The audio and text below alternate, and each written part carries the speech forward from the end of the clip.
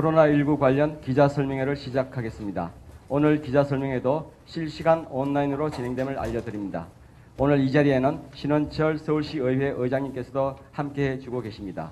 그럼 박원순 서울시장께서 서울시 재난 긴급생활비 지원 대책에 대해 발표하시겠습니다.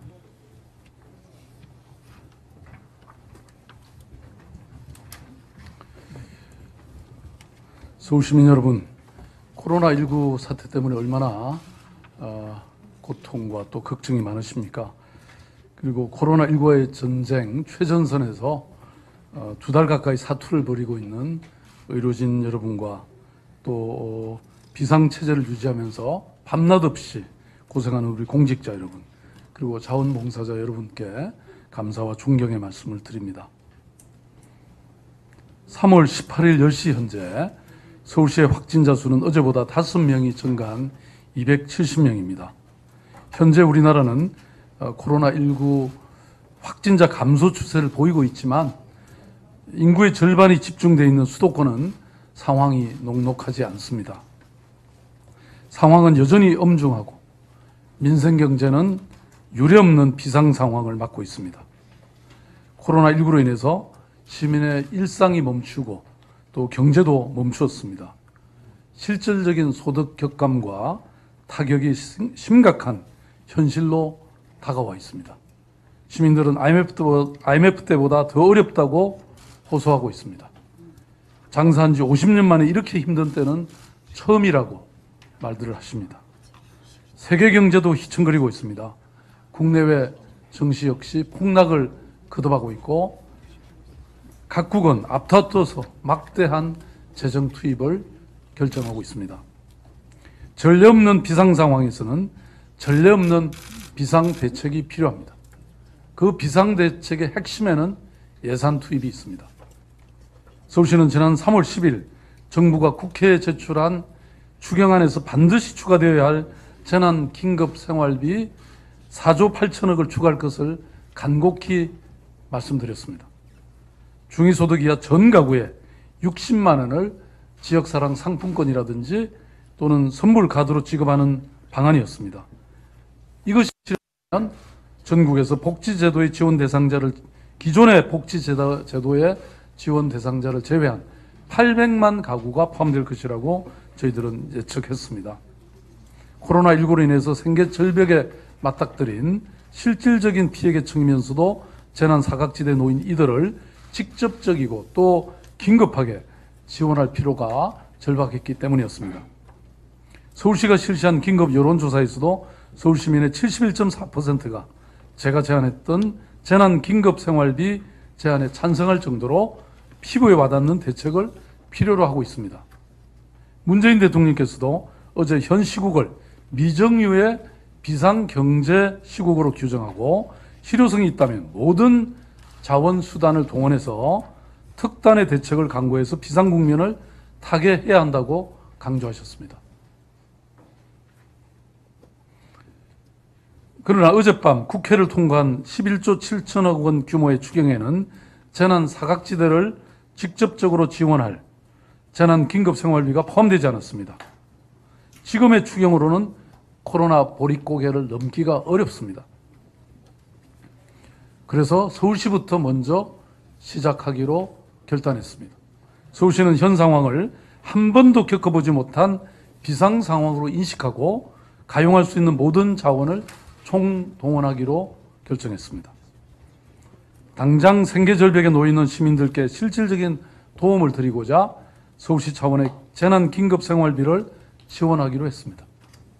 서울시 중위소득 100% 이하 총 117만 7천 가구에 최대 50만 원씩을 지급하도록 하겠습니다. 이는 서울시민 약 300만 명에 해당되고 전체 3분의 1에 해당됩니다.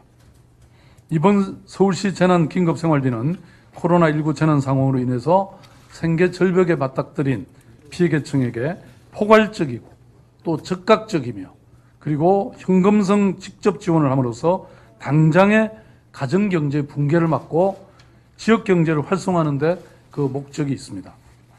기존 복지제도의 사각지대에 놓여있던 비정규직 노동자, 또 영세 자영업자, 공연예술인, 아르바이트생, 시간 강사 등 코로나19로 인해서 소득 격감을 겪고 있는 중위소득 100% 이하의 실질적인 피해 계층이 그 대상입니다. 이는 지금의 재난 상황이 단순히 저소득층만의 문제가 아니라 중하위 계층 전체가 가장 위태로운 상황에 놓여 있다고 하는 이런 절박한 현실 상황에 따라서, 현실 인식에 따라서 서울시 긴급생활지원비는 이번 추경에서 포함시키지 못한 계층들을 포괄했습니다.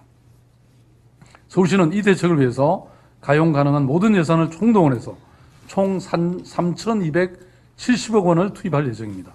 우선 재난관리기금을 통해서 집행하고 부족한 재원은 추경을 통해서 확보하겠습니다. 서울시 재난긴급생활비는 6월 말까지 사용하도록 설계되어 있습니다. 당장 생계가 급한 이런 분들이 이 지원금으로 시민들이 저축을 하겠습니까? 투자를 하겠습니까? 결국은 즉시 소비를 하게 될 것이고, 이는 바로 민생경제 톱니바퀴를 새롭게 돌리는 일이 될 것입니다. 재난긴급생활비는 그 윤활유 역할을 할 수 있을 것이라 확신합니다. 신청 절차는 최대한 간소하게 하겠습니다. 일상이 무너지고 민생경제가 무너지고 있는 심각한 상황 속에서 신청 절차가 복잡하고 시간이 걸려서야 되겠습니까? 신속한 지원을 위해서 신청 절차를 간소화하는 것은 물론이고 선지원 후 검증의 방식을 통해서 최대한 빨리 지원되게 하겠습니다. 또한 시민들의 신청에 불편이 없도록 425개 모든 동해 주민센터에 임시 지원 인력 임용식 총 850명을 긴급 투입하겠습니다.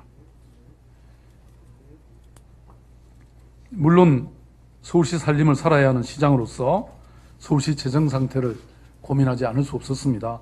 세입은 앞으로 대폭 줄어들 것이고, 또 감염병과 같은 사회적 재난에 재난기금을 사용해 본 전례가 없다는 그런 측면에서 고민의 문턱이 참으로 높고 또 많았습니다.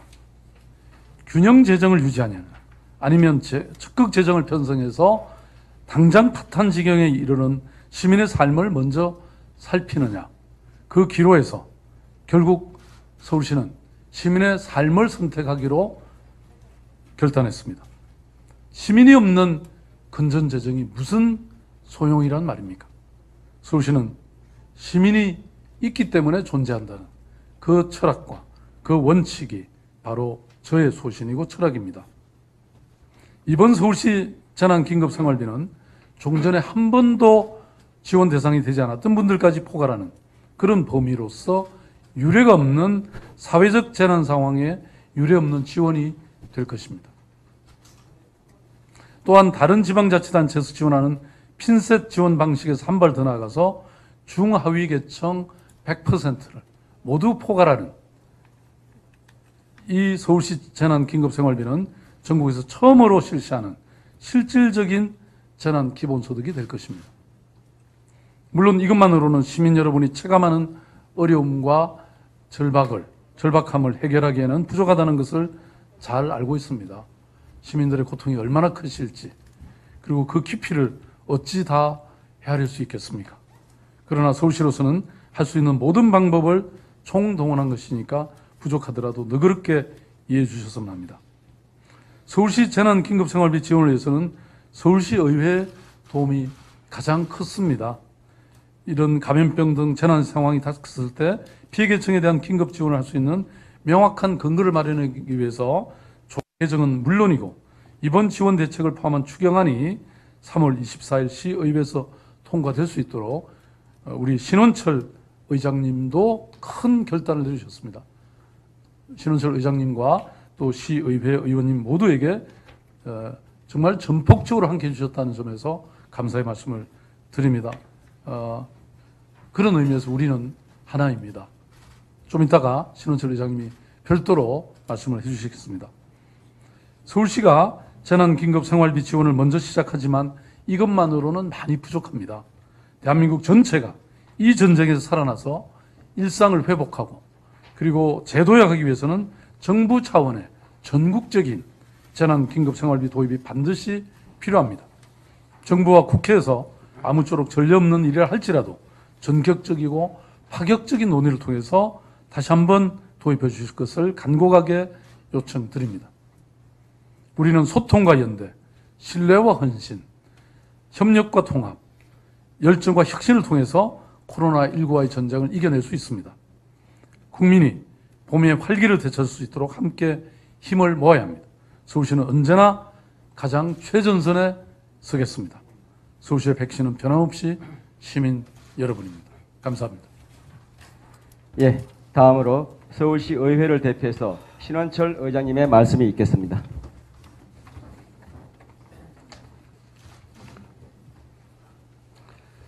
네, 존경하는 천만 서울시민 여러분, 서울시의회 의장 신원철입니다. 모두가 코로나19에 맞서 힘겨운 투쟁을 이어가는 엄중한 시기입니다. 항공, 해운, 관광 등 국가 대형 산업은 물론이고 소상공인과 자영업자들이 운영하는 골목 구석구석까지 영세 사업장까지 코로나19의 영향이 미치지 않은 곳은 없습니다. 이로 인해 일자리를 잃은 근로자와 또 일거리가 사라진 프리랜서 등 그리고 그 가족들이 겪고 있는 그 경제적 어려움은 질병으로 인한 고통과 다를 바 없다고 생각합니다. 코로나19로 인해 그 생계에 곤란을 겪고 있는 중위소득 100% 이하 가구가 총 191만 가구에 이릅니다. 기존에 정부 지원을 받고 있는 73만 가구를 제외하면 약 117만 가구가 여전히 지원의 사각지대에 놓여져 있는 것이 엄연한 현실입니다. 무너진 민생경제 속에서 또 신음하는 시민을 돕기 위해 서울시는 이들 117만 가구에 대한 긴급 생활비 명목으로 총 3,271억 원의 예산 투입을 결정하였습니다. 서울시 의회는 이번 결정에 깊이 공감합니다. 그리고 해당 조치가 차질 없이 진행되도록 적극 협조하겠다는 것을 이 자리를 빌어서 다시 한번 밝힙니다. 이번과 같은 긴급 지원 성격의 대책이 의도한 대로 효과를 발휘하려면 무엇보다도 절실히 요구되는 것이 바로 신속성입니다. 이에 서울시의회는 그 어느 때보다도 더 신속하게 협조를 펼치겠습니다. 긴급 지원의 명확한 근거 마련을 위해 서울특별시 저소득 주민의 생활 안정 지원에 관한 조례 개정을 최대한 빠른 시일 내에 추진하고 3월 24일에 예정된 원포인트 임시회에서 추경안과 함께 의결할 수 있도록 적극 돕겠습니다. 회오리 바람은 내내 불지 않고 소나기는 계속 내리지 않는다는 말이 있습니다. 우리 모두의 단합된 마음이 있다면 거센 바람과 빗방울은 반드시 멈출 것입니다. 모두 함께 힘냅시다. 서울시 의회도 함께 하겠습니다. 감사합니다. 예, 그럼 지금부터 질의응답 시간을 갖도록 하겠습니다. 많은 기자분들께서 실시간으로 질문을 보내주셨습니다. 먼저 YTN 이상순 기자의 질문입니다. 코로나19 사태는 여태까지 우리나라가 경험해보지 못한 미정유의 재난 상황으로 치닫고 있다는 우려가 증폭되고 있습니다. 그만큼 피해의 정도와 범위가 깊고도 넓은데요. 단발성에 이 정도 규모의 지원금이 충분한가에 대해서 의문이 듭니다. 지원 대상과 규모를 더 확대하실 계획은 없는지요? 예, 우리 이상순 기자님의 미정유의 재난이라고 하는 그런 인식에 전폭적으로 동의합니다. 또 그리고 이 최대 50만 원을 지원한다는 것이 부족한 것도 잘 알고 있습니다. 그렇지만 서울시로서는 또 서울시의 현재 재정 상황으로서는 최선을 다한 것이라는 말씀을 드리고요. 또 이것을 보완할 수 있는 방법은 거듭 제가 말씀드렸습니다마는 중앙정부가 이 2차 추경을 통해서 좀 더 우리 고통받는 그리고 사각지대에 있는 우리 시민들, 국민들을 또 보완해서 지원하는 것이라고 저는 생각합니다. 그런 의미에서 저희들은 다양한 방법을 통해서 2차 정부의 추경이 통과될 수 있도록 노력하겠다는 말씀을 드립니다. 예, 다음은 국민일보 김재준 기자의 질문입니다. 그제 문재인 대통령이 시청을 방문한 자리에서 재난기본소득이나 재난긴급생활비 지원에 대해 논의해 보자며 검토 가능성을 열어두었고 오늘 아침 당정청 회의에서도 지자체가 긴급 지원하고 중앙정부의 보전이 필요하면 추후 추경을 통해 도와드릴 수 있다는 발언도 나왔다고 합니다. 일단 지자체들이 앞서서 진행하는 시범 실시 과정을 통해서 중앙정부 차원의 지원 방향을 정하겠다라는 것으로 이해되는데요. 선 지자체 지원, 후 중앙정부 보전 방식에 대한 시장님의 견해를 듣고 싶습니다. 예, 저는 기본적으로 사실 이번 정부 추경에서 이러한 긴급 재난 생활 지원이 이루어지기를 간절히 바랐는데 그게 되지가 않았습니다.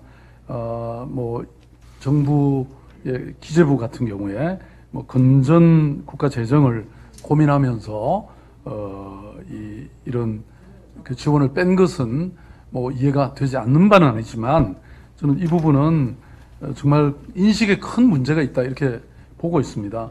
지금 이른바 그 채무 비율이 GDP 대비 채무 비율이 우리는 40% 정도에 불과합니다. 미국이 100%이고 그리고 일본이 지금 400%가 넘는 사실 우리로 따지면 어마어마하게 채무 비율이 높음에도 불구하고 지금 미국에서 결정한 이 양적 완화의 규모는 엄청나지 않습니까? 저는 이런 미중유의 상황 속에서 저는 국민의 경제 생활이 이렇게 어려운데 또 이렇게 고통받는 국민들이 다수인데 국민이 없는데 도대체 무슨 재정이란 말입니까? 이런 측면에서 이번 추경에 있어서는 분명히 저는 잘못됐다고 생각하지만 동시에 2차 추경에 대해서는 길을 열어놓고 있기 때문에 이 부분이 반드시 포함이 되기를 바라고요. 만약에 정부가 2차 추경을 한다면 아까 기자 여러분들도 지적하신 것처럼 서울시의 이 정책만으로는 또 투입만으로는 부족하기 때문에 그 부분을 보완한다거나 또는 여기에서도 포괄하지 못한 이런 자영업이라든지 또 중소기업에 이런 활력을 부여하는 일이라든지 이런 곳에 투입할 수 있지 않을까 이렇게 생각이 되고요. 아무튼 이것은 정부의 추경이 확정이 된다면 저희들이 그 어디에 어떻게 사용될지는 다시 한번 검토하고 고민해 보도록 그렇게 하겠습니다. 예, 다음은 뉴스원의 이헌일 기자의 질문입니다. 오늘 발표한 긴급 재난생활비 내용을 살펴보면 대상이 총 117만 7천 가구이고 예산이 3,271억 원을 투입한다고 했습니다. 그런데 117만여 가구가 모두 1인 가구라고 가정해 30만 원씩 지원한다 해도 3,500억 원이 넘게 들어간다는 계산이 나옵니다. 숫자가 안 맞는 것은 아닌지 말씀해 주시기 바랍니다. 예, 그렇지는 않습니다. 보통 어떤 이런 새로운 정책을 펼 때 통상적으로 70% 이하의 대상자들만 신청한다고 합니다. 이번에는 저희들이 80% 사각지대에 있는 이 대상자들이 80% 정도 신청할 거라는 전제 아래 이렇게 예산을 편성을 했고요. 그리고 더군다나 신청 기간이 제한도 있기 때문에 이게 100% 신청할 걸로 보이지는 않습니다. 만약에 저희들의 전제를 넘어서 신청자가 많다면 그것은 예비비로 저희들이 더 추가로 투입할 생각입니다. 예, 마지막 질문입니다. 매일경제의 박성철 기자의 질문입니다. 재난 대응을 위한 서울시 추경안 규모와 추경 세출 계획 그리고 추경 재원 조달 방안에 대해 말씀해 주시면 감사드리겠습니다. 세부안이 없다면 개략적인 내용을 요청드리겠습니다. 내일 구체적으로 저희들이 추경안을 발표할 예정입니다. 그때 자세히 말씀드리기로 하고요. 일단 오늘은 그 재난 긴급 생활 지원비를 핵심적으로 말씀드렸던 것이고요. 어찌됐든 서울시로서는 지금 현재 이 재정 상황이 어렵긴 하지만 아무튼 최선을 다해서 이 귀한 예산을 마련했다는 점은 이해해 주시기 바랍니다. 예, 감사합니다. 기자 설명회는 오늘 이상으로 마치도록 하겠습니다. 감사합니다.